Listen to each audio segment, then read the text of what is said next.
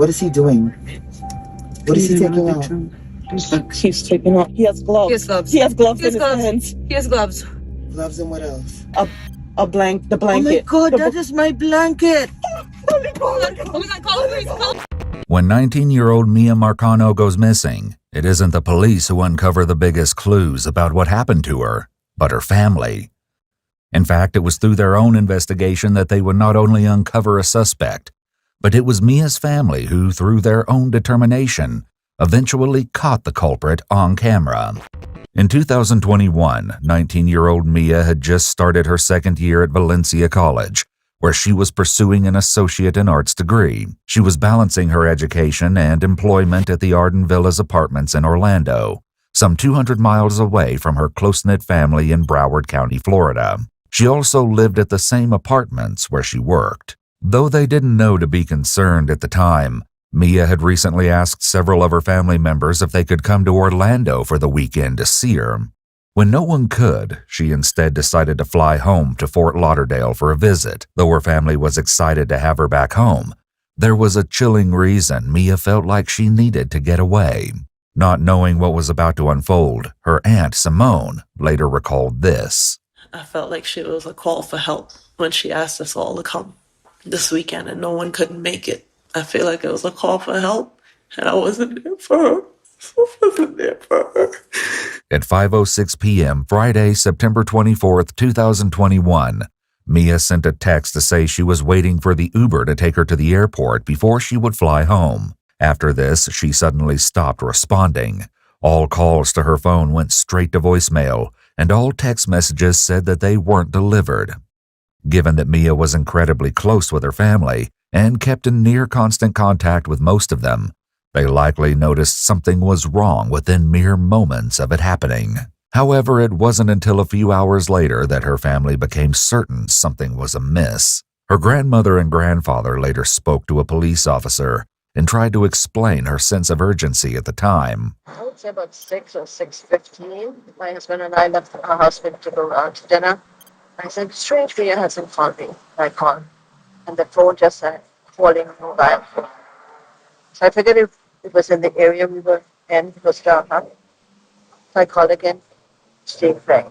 My stomach started to hurt. I'm not psychic, but I can always tell when something is wrong. Because I wouldn't call Miya more than twice, and she'd not answer. Even if she has to say, Mama, I'm doing something. Mama, can I call you right back? So I went to the airport. And I waited and waited and waited, and there was no Miya. When Miya never got off the plane, it confirmed her family's worst fears. Little did they know things were only going to get more twisted from here. They reported her missing soon after, and one of her family members called 911. I'm calling to find out if I can have a wellness check, please. For the address? Correct. I just wanted to know if an Uber picked her up or not. And then from then, her phone has been completely shut off or dead. We're not sure. We had a friend go over, but they're knocking the door. Nobody's answering. I just want to make sure that she's not there. Okay, I mean, I can get a call center for a deputy to go out there, but a deputy is going to do the same thing. He's going to knock on the door, and if no one answers the door, he can't break down the door. This call and lackluster response from police would set the tone for the investigation. An officer eventually did go to Miya's apartment at Arden Villas, but there was no answer when they knocked on Miya's bedroom door. When they tried to open the door, they found it locked from the inside. They then headed to the window from outside. Please note that the police department made redactions to the video, blacking out what the officer saw inside Miya's room. When they went around the front of the apartment, the officer was met by Miya's cousin Kaylee, who, after realizing that Miya's location was turned off on her phone, decided to take matters into her own hands and start looking for her. No, she's definitely not in there. But, she's not in there? No. Did you see you couldn't see inside? No, I saw inside. Did you see any bags? I saw 2 suitcases under her bed. Under her bed? Yeah, Oh. I'm not sure if that's... I think that was always there. Was it? Yeah. Yeah, but other than that... Did you see a teddy bear on the bed? I can't remember now. You want to go? It was... Brings it. If she was fine, she would bring Really? the teddy bear. Yeah, the room, it looked clean. anything look out of place? The window, yeah. He opened the window. Yeah, you can see that her window is open? Yeah, like he opened it. Ultimately, the officer left. Law enforcement would fail to recognize the urgency of Mia's case until later, perhaps only when it was already too late. With this less than helpful response from police, Mia's cousin Kaylee looked elsewhere for help. And the security guard, Jay, was here. And we approached him, asked him if he knew anything. And he said yes, that he was here when the police were there. And we said, okay, like if you could please just accompany us so you could tell us about what happened when they were there. Because they knew Mia's door was locked, Kaylee and Jay headed to the window that the officer had looked through. Once we heard that the window was unlocked, we automatically knew that that was off because my cousin had installed the window locks on all of their windows to prevent anyone from opening it from the outside, especially with them being on the first floor. Right. When we went up to the back, he showed us the window, and we, of course, tried to avoid touching anything because we didn't want to interfere with anything. He did mention that he saw fingerprints and that he took some himself with some tape because when he asked the police officers to take some that were there earlier, they said that they were not going to because it wasn't that type of case, I guess. Later, the security guard would allege that when he tried to hand over the fingerprints, the deputy actually laughed and said, "This isn't a high-priority case." However, this allegation has never been proven. Jay's immediate frustration for how the scene and Mia's case was handled was palpable. And now I'm getting mad because one of y'all deputies came out here, did not do the job that he was supposed to do. Me being a security guard, I should not have had to do the stuff that I did to have an officer come out here and look me in my face and tell me to keep the evidence that was lifted off of the windowsill. Oh, a couple weeks from now, maybe we'll need it. No, you're supposed to take that now. As strange as it was that the locks had been removed from Mia's window, it was even stranger that through the window, Kaylee could see that Mia's bedroom door had actually been barricaded from the inside by a small bookcase. Then she noticed something else that would later become integral. While we were back there, I was looking at the parking lot, the woody area behind with the fence. We were like, why is there a chair behind the fence? He said, oh, that's been there for a long time. And I was like, it's kind of weird, though, because the placement of it looks directly into their windows. It's kind of at a slight angle. So that was a little bit concerning. But he was like, no, that chair's been there for a long time. So I was like, okay, no problem. While we were back there, he mentioned another thing that was odd to him was that most people in the guest parking lot don't park, like parallel park in this one corner, which made sense to me because there are parking spots that go straight there. So if you're parallel parked back there, they can't get out. So he said what was weird to him is that there was a large tire track. This all seemed to hint that some awful fate had befallen Mia, but what exactly remained to be seen. Into the apartment, we all put on gloves and again asked Jay to come with us just to, I guess with the name security, he made us feel more secure having him there. We went into her room, avoided touching anything, and we immediately noticed that her room was in a disarray, very out of character from Mia. However, even more shocking was the sight of something still in her room. She has her decorative pillows, her sleeping pillows, and then, of course, the king of the world, her teddy. So Teddy usually sits right on the bed if he's not going with her wherever it is that she's going. If she's going to work, there's times that Teddy goes to work. Every trip, Teddy goes. Teddy's been on vacation with other people. Teddy has lived his life. With this in mind, her family knew she wouldn't simply have left the bear behind. And yet Teddy was still in her room. This meant one thing. Mia hadn't left. She wasn't not answering her phone. And her phone wasn't simply dead. She had been taken. But the teddy bear wasn't the most concerning thing discovered in Mia's room, as Kaylee explains. When we walked in, the cubby that was blocking the door was in the walkway, and there was, her chain was busted. She usually wears two chains, one that says her name, and then a second one that has a heart pendant. So I know the chain is the heart pendant one because the pendant was missing. Yeah. And the Mia one would have two separate pieces. So we saw that her bangles, she has a lot of bangles and they were given to her as gifts from like old family friends. So they're really sentimental for her. So to see them on the floor was a lot. To see them bent that way, I was like, okay, there's definitely something wrong here. Then we also noticed the blood on the pillow and we were thinking like, of course you look at it and you're like thinking, well, maybe it could be old. But then we're like, but she would have tried to get that out, or she would have at least put a pillowcase on to cover it up, because you're not going to be sleeping on a naked, bloody pillow. Yeah. So that was a little bit concerning as well. After that, we continued to look around the room and found little bits and pieces that just kind of indicated that there was some type of struggle. The bed was moved. We could see the grooves in the carpet were different. They were here, and then the legs were pushed off. The bed head was kind of crooked. And then while examining underneath the bed, someone flipped over the rug. She has a blue furry rug, and found a box cutter. When we saw that, we were like, okay, that definitely can't be Mia's. The box cutter would turn out to be an important clue, as would the item they found in the trash, a single rose. Already feeling like Mia's disappearance wasn't receiving the kind of urgent attention they knew it needed, the rest of her family traveled the same day she was reported missing to gather at the Arden Villas apartments to continue the search, knowing that this was the last place she'd been seen. They would soon have a shocking and disturbing interaction. It's unclear exactly what happened in the moments prior, but one of Mia's family members began recording when someone else showed up, claiming to also be looking for Miya. The person recording kept their phone either in their pocket or their hand covered the camera, as we can't yet see what was happening until later. We can, however, hear the mysterious person talking with various members of Mia's family, including her father. I'm too old for this. This is her friend Tati. Tati knows our relationship, I promise you. Nothing like that. Tati woke me up out of my sleep to come here to see if I saw anything, because we didn't know you guys were here. You're not hearing about this for the first time tonight. Yes, I was home. You still have text messages? Me and her haven't talked for like a few weeks. Like I told you, I try to fall back. I'm older than her, so I don't even have her number now. All seriously. The man speaking is 27-year-old Armando Manuel Caballero. Armando worked as a maintenance man at Arden Villas, and he met Miya when the two became co-workers.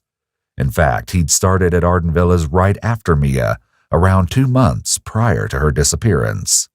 Now, around 3:45 a.m., approximately 10 hours after Miya was last seen, and though he lived at a different apartment complex, Armando was unexpectedly back at Arden Villas. This obviously struck Miya's family as odd, but the entire interaction would only become more concerning. Where's her roommate? I'll even say it. Because I heard you had a recent conversation with her. Like, Though it isn't shown in the footage, Simone, Miya's aunt, witnessed something fall out of Armando's pocket when he first got out of his car, something that looked like a key fob. This would turn out to be crucial later. Yeah, I'm seeking her wall, and I dropped off the back end because I was called. Other than that, it's just work. you never went in the apartment to fix anything. Before I have, yes. We had to do all the apartments. But I noticed a lot of stuff, because I set up the apartment myself. I know. And I set up certain and things. I seen you move. Yeah, and I seen you already too. I seen you be Trust me, bro. I got all good vibes. I'm not like that. Nah, I wouldn't even came out here. Yeah, but from what I'm hearing, I didn't hear nothing good about you yet. Really? I promise you. What Armando didn't know was that because Miya was so close to her family, they immediately recognized him as someone she'd told them about. And because of what she told them, they were likely suspicious when he showed up at Arden Villas. You're sending her text messages like that, like trying to tell her, express your feelings for her. As a regular thing, when the property was... How is it a regular thing if you just said that you're older than her? Why is it a regular thing if you're expressing your feelings to her? Why is that? How is that a regular thing? Why'd you cash out for that amount of money? She said she had to help you. She had to help me? My daughter would never tell you that. On my soul, she told me that. She would never tell you that. On my soul, she said that her brother. But you just told me that you haven't spoken to her for so long. Yeah, because that was a while ago. That was a while ago. Was this week. That was a while ago. I'm in her cash app. That was this week. You see, Miya had complained about Armando. Though he told her family he didn't have her number and claimed to have last spoken to Miya a few weeks ago, it would soon be revealed that that wasn't even remotely true. Miya often took screenshots of the things Armando was texting her and sent it either to her family members or to her friends. This included when, in the week before she went missing, Armando sent her a random Cash App payment for the amount of $600. Though Miya declined the money, she sent a screenshot of the message Armando included with the payment to a group text with other Arden Villas employees, titled "Off the Casa." Armando wrote to Miya, "Mama's good morning. I don't want you to feel any way about me giving you this. Like I said from before, you grew on me, and I feel I didn't have too much of a reason to be in your face unless I was making a difference. Because I'm just a man, and that's how I see it. From hearing you vent about your fam situation and hearing about how you're not able to live your life fully because of the difference in responsibility, and from the first few times I heard that, I've been planning and wanted to bless you. But it's not much, but it's yours. Enjoy it however you like. I don't want it back. Don't send it back. That was money I was putting up from turn to spend on dates or gifts for you. But I'd rather just give you the money so you could do what you actually need or want with it." Her friend responded to the screenshot, "It just sucks that he works with you because I would keep it, but if you don't do what he wants, he gonna act crazy." Mia's friend likely had no idea how true that was. Armando had an interesting explanation for the Cash App payment. Because her mother didn't pay her rent no more. And when we was doing time, we've been friends already since June. And I know Rashid seen me, her, and Rashid chilled. There's nothing there. I never came in after hours. I never bothered her. Did you do a statement for the cops? Would I be willing to do a statement? Did they take a statement from you earlier on? I just found out she was missing. You saw her today? Just found out, but I found out a few hours ago. And you saw her today? At work, yes. Have you done any work inside that apartment? Not recently. So when? So who's the maintenance person that was in the apartment yesterday? Or 2 days ago? Somebody was maintenance. You had to be there recently because you told me that you bought the fan there, so you were there recently. This is an integral question. As Armando was in maintenance at Arden Villas, he had an assigned key fob, which could access every single apartment, and that worked during business hours. For after-hours maintenance, an on-call key fob was shared among the maintenance staff, with the device in the possession of whomever was on call at the time. 3 days earlier, on Tuesday, September 21st, Armando had delivered some fans to Mia's apartment, as there'd been flooding. The maintenance request had been legitimate, but the troubling issue of Armando's access to her apartment hadn't escaped Mia's family members. So you were there recently. Tuesday. So that was So you were in this apartment on Tuesday, I didn't right? do work. I just dropped the vacuum on. Bro, something ain't adding up, bro. She had a leak from her living room to her room. Coincidentally, like that just happened. You know what I'm saying? That just happened. That leak just all of a sudden just happened just out of the blue. Only in her room and in the thing. I cannot. There's nothing I can physically do to do that. All right, and the person who went in today too went through the window too. You know what I'm saying? All right, but you got access to that place though, right or wrong? Right or wrong? You have right or wrong? You have access to it, right? You have access to the apartments, right? As a maintenance worker, you have access to the apartments. Yeah. And what is your protocol when you're going into the apartments? You guys just knock and go in? We knock 2 or 3 times. We wait. Nobody answers. We open the door. We knock again. We stab the door. We wait. Nobody answers. Then enter the apartment. As police would soon find out, Armando isn't telling the truth here. Mia's family member, who has been recording this strange encounter, finally raises their phone and captures Armando in the footage. He can be seen standing next to an officer. As of right now, you have sent obsessive texts to Miya.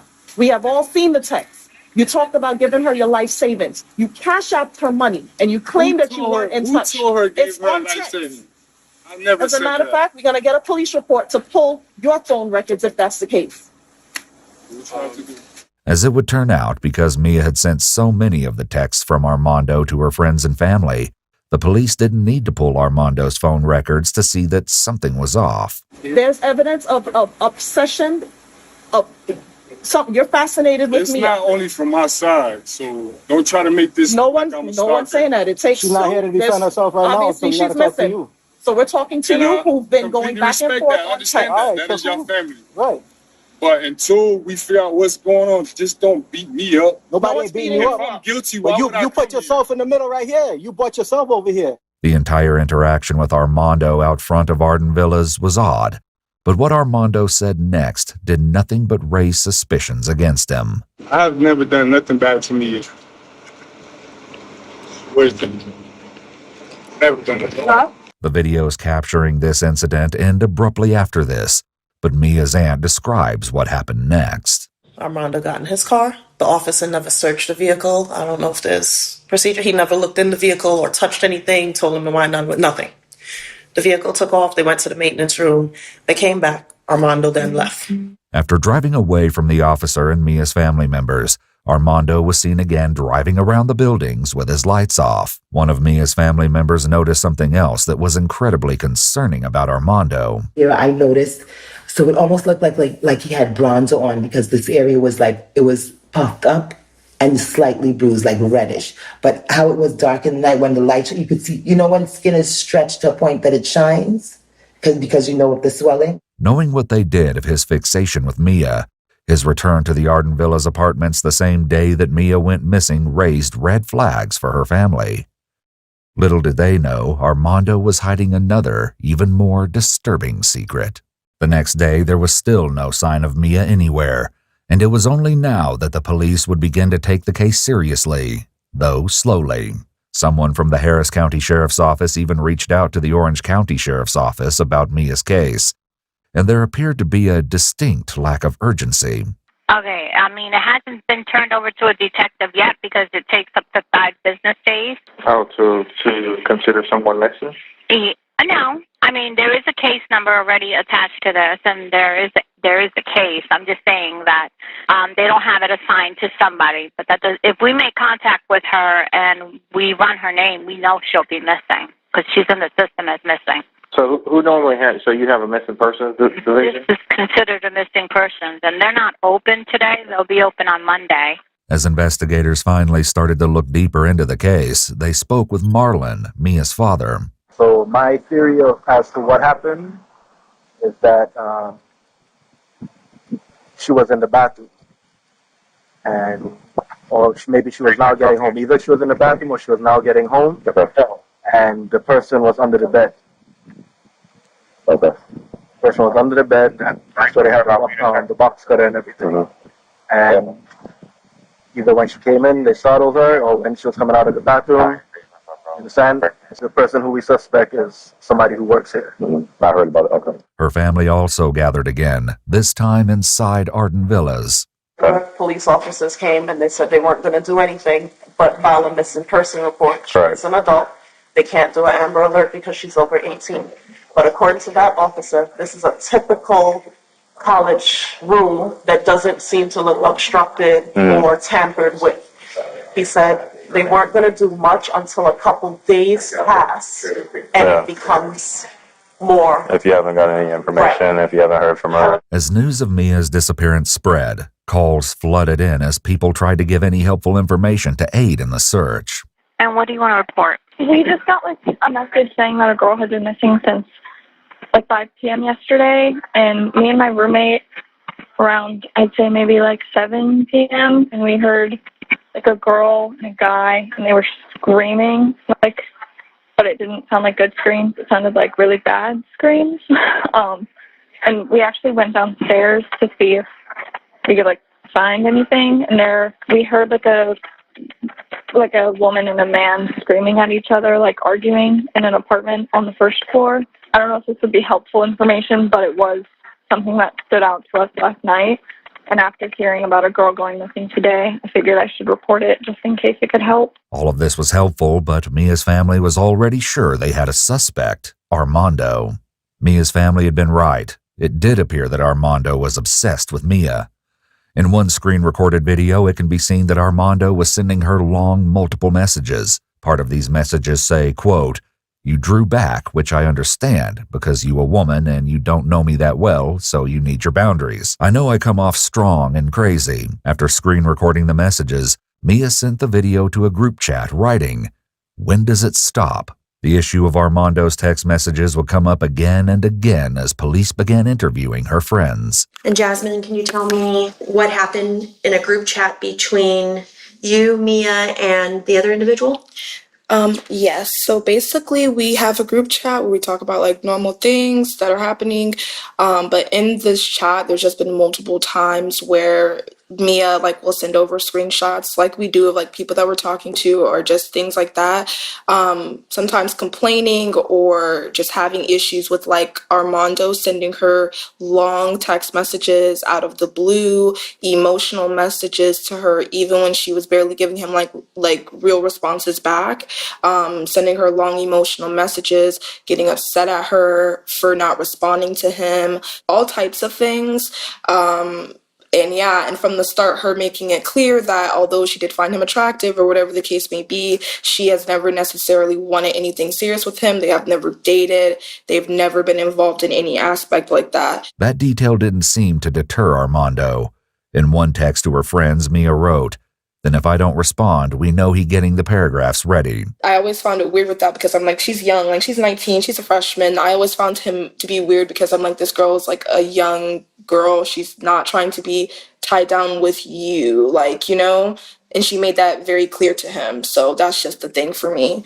Did they ever have any altercations with each other or any kind Like of fights? Yeah. They never had any fights. He was very much a like messagey type of person. Like I never had any situations in regards to like her telling me like, oh, they got into like actual altercation. She did tell me that recently he tried to like make us not a scene, but like be petty towards her at work. He said it in a way like it was drawing attention because people were kind of like, dang, like why'd you say it like that towards her or whatever. And she was like, in the chat we were talking about, like that's crazy that he's trying to like show out and call you a weirdo and stuff when he's the one that sends you long dramatic text messages every single day. Mia sent a text to the group chat saying, "Y'all, I'm confused," and a screenshot of a message Armando sent her saying, "I don't got any more patience with you. You honestly showed me the type of person you are. Like you said, people fall for your looks. Well, I seen the type of person you are. I don't got the energy or the fakeness to tolerate giving myself to you even as a friend. We two different kind of people." Armando also texted me a quote, "Just leave me alone if you don't have no intent to show any significance in my life." So Tuesday would have been the 21st. So The September 21st. 21st was the last. And can you tell me what that message said? Yes, so we were talking like normal. She said, "I saw Armando just now. He had to bring me the blower and he was like, I think I cleared my mind enough and I'm ready to follow you back on Instagram." Because like I said, he would get overly emotional and obsessive over her. So like if she was posting and doing things and not talking to him, he would get upset and send her messages about that. So then she sent a screenshot after he left of what he said. And he basically said, "Everything else burnt out, but respectfully, I can't lie. I would have loved to taste you or see how it was at least once." And she said, "Y'all help me, what the F?" Like asking what she should say to that. And I was like, what do you say to that when it's coming from a crazy person? Right. And she said, "No, for real." I'm like, whoa. And I said, I would be like, "Let's keep it cute, friend," because I don't know what to say. And I basically said that because I was like basically like deflecting from the talk because you guys said like we're just friends. Armando replied to that text from Mia saying, "Right, whatever, you out-cooled me. I really didn't take no L. Why you trying to be so cool? I get it, it's over. I been knew it was you making it seem like I'm making a mistake. So all the way through I'ma let it go, just holler at you at work, bucko." But it seemed that Armando didn't take her rejection well. Mia's friend Rashid shared a similar story. He started sending her, like, not like just like paragraphs. It was, I could swipe and read it. And it was so much to read that I was like, dang, like, I didn't obviously read through all of it, but she would show me like some of the stuff she was saying in some of the paragraphs and how like, and I was telling her like he's crazy, you know, whatever.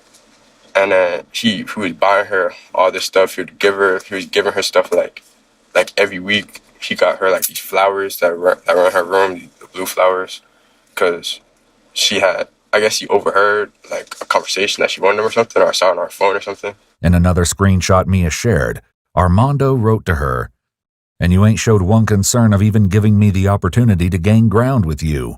If anything, every time I felt like I got closer to you the next day or the next hour, you acting colder. This ain't the grounds to the beginning of something good. I haven't been nothing but frustrated and confused the majority of the time." Mia wrote back, "Yo, I spoke to yesterday perfectly fine. Then I went out like, damn, why do you always have to act like this? Like, can you just chill? Armando texted back. If I have no reason to act like this, then you tell me one situation where you did any gesture to validate me, small or big, to make me feel special. A bagel, a lunch, a real compliment. At least a real statement of what you think about me, because I'm really starting to think you cold-hearted. Armando's obsessive behavior wasn't just over texting, as Rashid explains. One day I opened up my apartment when Mia was staying there, and he was outside doing something. And I remember it because I opened the door to open the door for her, and I was going to lock it behind her, and he was there, and she was like, oh, hey. He was outside my apartment. Just standing there? Now, he was working on something, but, like, it just progressively got weirder and weirder, and whatever. After, like, time started passing, and she started seeing, like, who he really was and stuff, she told me, like, she was kind of nervous that he had the keys to her apartment. And one time she mentioned that she left her house one time, the AC was working perfectly, and she came back a little while after, and the AC was broke. She was stuck on 79. And I know, like, the maintenance people, like, I know it's easy to mess with the AC, you feel me? And he was the on-call person. And so I'm thinking that he, like, messed with the AC because she would have to call the emergency line, which he has to respond to because it's after hours. So she said that she didn't want to call him, so she went to get another maintenance guy to come fix the AC. Mm-hmm. As Rashid shared, Mia had a good reason to be worried. Some of my other friends have told me that he said stuff to them, like she found one of my other female friends found him like in the apartment. He was like, "What are you doing in here?" And he was like, "Oh, I'm fixing something." I remember she had said something to her. I think it was like along the lines of, "I just want to like take a nap in your bed" or something like that. Like, it's weird, you feel me? Yeah, that is weird.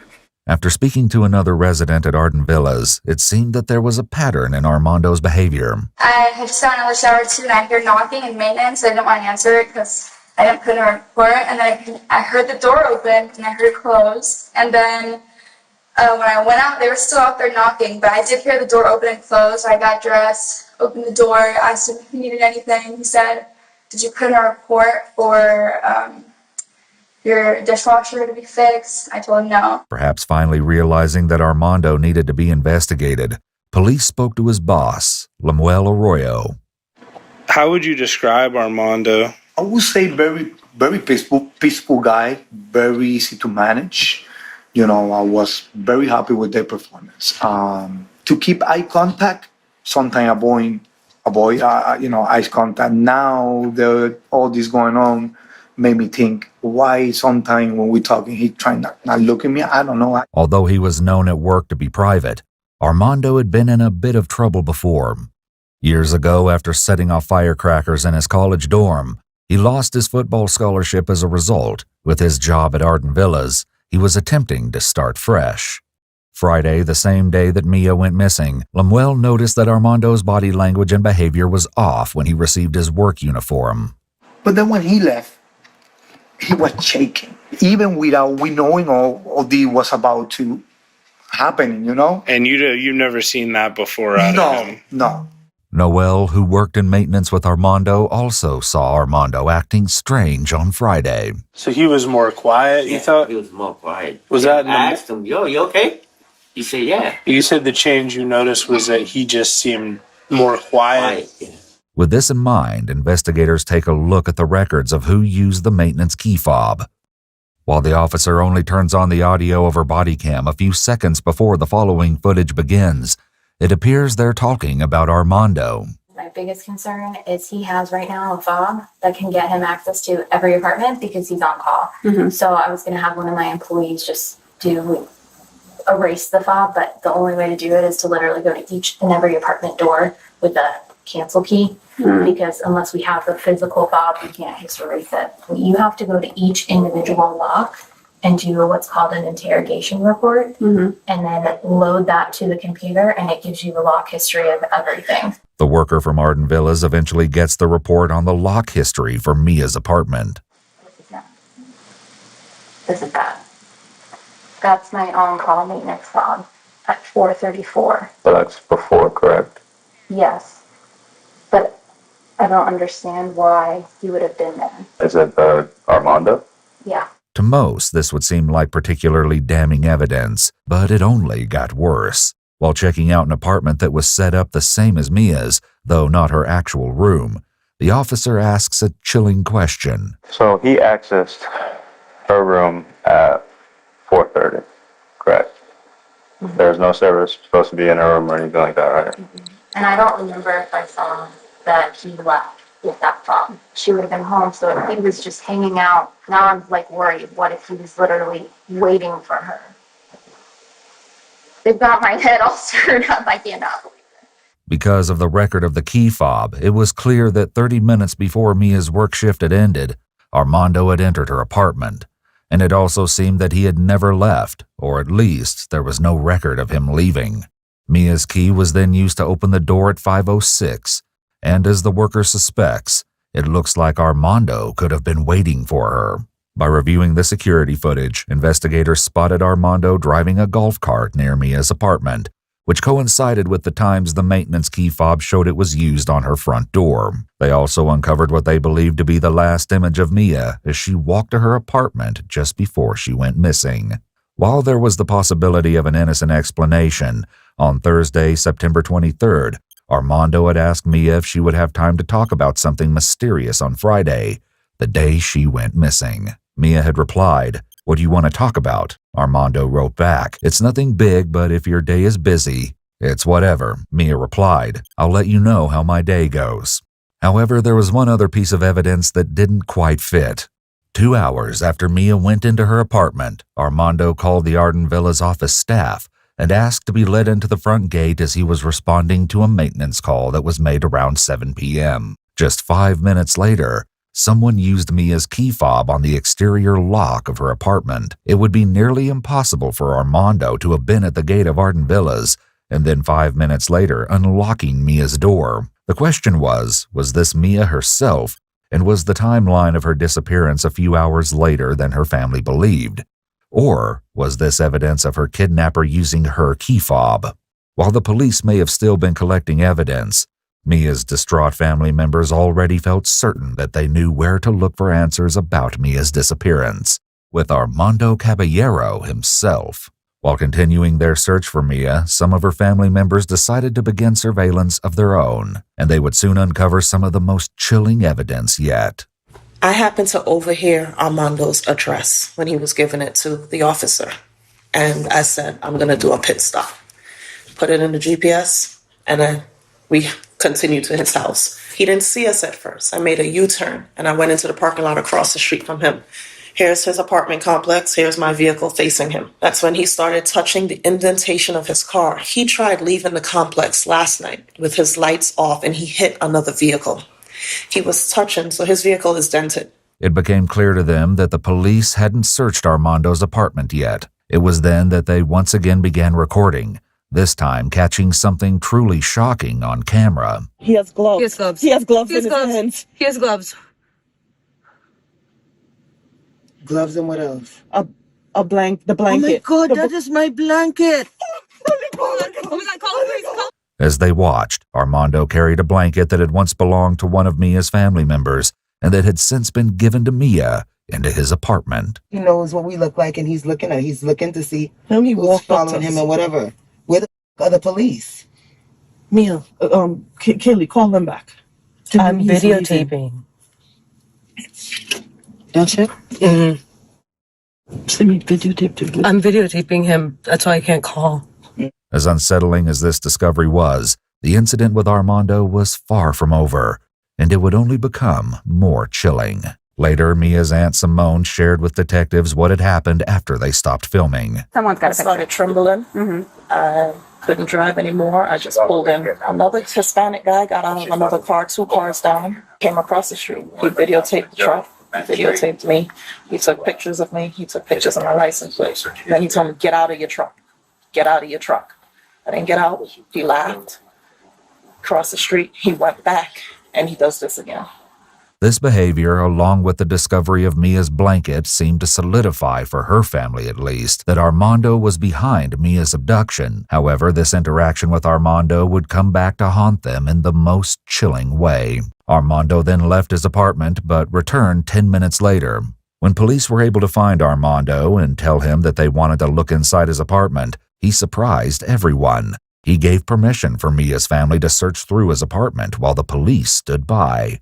Is it like a quilt type of blanket? Yeah, like a quilt-like blanket-like thing. So if you see it, just let me know. That'll just give more bolster to the search warrant. It appears that this frantic search was not recorded, but Mia's family didn't find her blanket. It seemed that when Armando left, he must have disposed of the blanket. Either way, no other evidence was found, as Armando wasn't arrested or even brought in for questioning.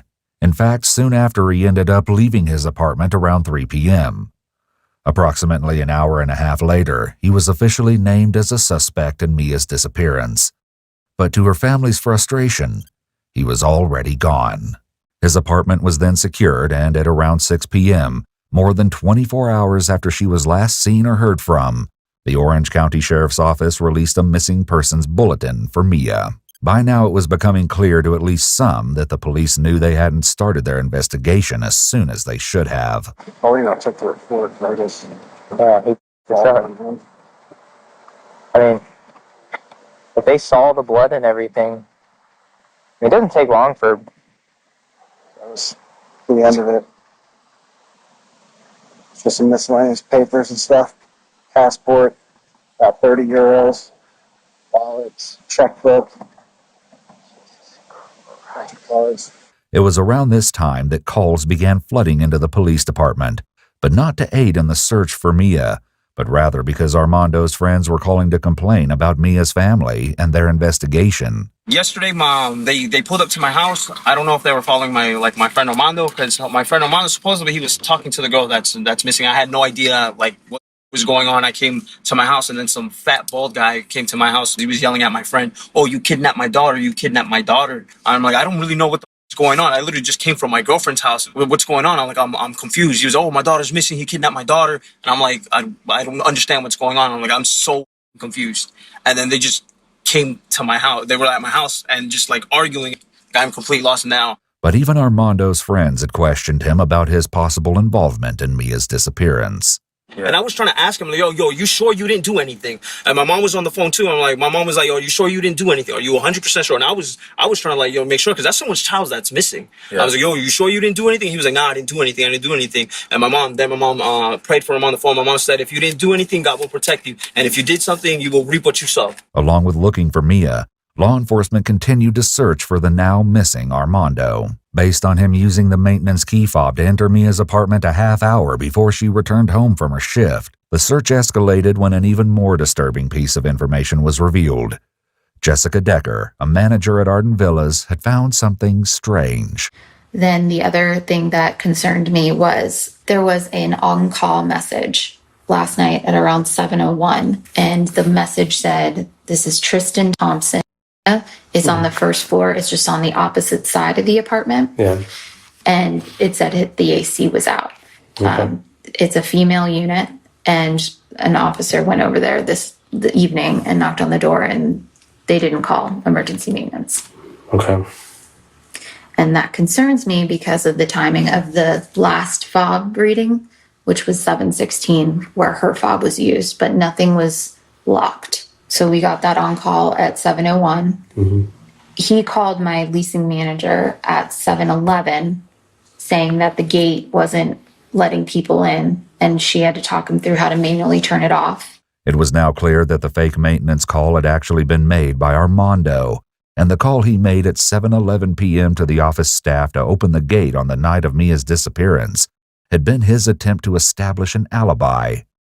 Police also suspected that since he was probably not actually at the gate, he was the one to use Mia's key fob just 5 minutes later. A press conference was scheduled for 1 p.m. on Monday, September 27th, but that planned media briefing was postponed when a shocking discovery was made. Armando had finally been found, but it wasn't the result anyone was hoping for. His body was discovered in an apartment complex in Seminole County. I felt so defeated, like, this was the person we wanted to talk to, to find out, like, just say something, you know what I mean? Like, nothing in Armando's interactions with Mia's family had given any suggestion of his intention to escape justice in this way. He was way too confident in how he was.